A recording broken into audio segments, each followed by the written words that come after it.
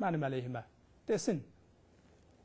Amma o bilir ki, mənim əlimdə daha çox, əgər söhbət əxlaqdan gedirsə, daha çox sübut eləyəcəyim onun əxlaqsızlıqları var.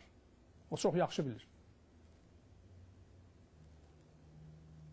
Xoşbəxtənə, onların heç birisi də ölməyib. İkisi, elə hamısı da qalır. Nə iş görüblər, nə əməl törədiblər, hamısı qalır.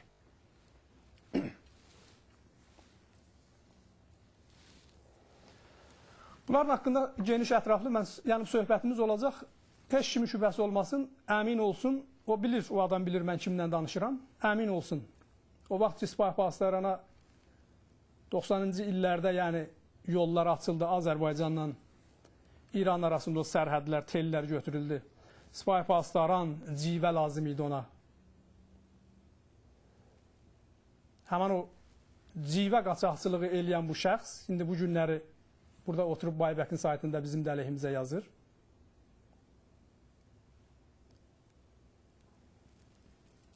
O civiyə görə onun o civə işinə saldığı şəxs, tutturduğu adam Bakıda 2-ci kolonda mən gedib şəxsən ondan görüşmüşəm. Dəfələrlə görüşmüşəm.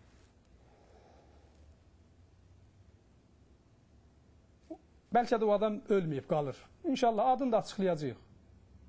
Bəlkə də diridir, birdən zəh vurdu və həqiqətləri də dedi. Onu da bilmək olmaz. Yəni, hərəkatımızın içmə indi birazdan referandumdan da dönəcəm ora.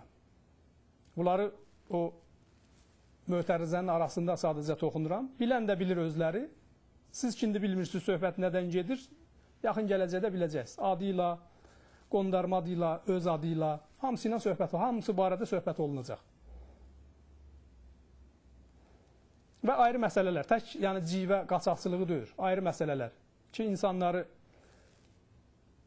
elə nümunəsi həman bu civə məsələsi ilə bağlı 3-4 il aparıldı, zindanda sürütdü. Ki, gəlib bir kəlmə deyəcəkdi ki, məhkəmədə bu onluq deyil və o adam Güney Azərbaycandan idi. Canını qurtarıb Bakıdan çıxıb gedəcəkdi, ailəsinə qoşulacaqdı. Bunu eləmədi.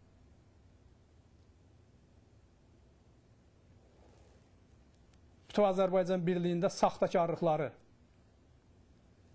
saxta səhnə düzəltmək ki, itilat gəlmişdi, səhv tutdu, məni öldürürdü, məni öldürmək istəyirdi.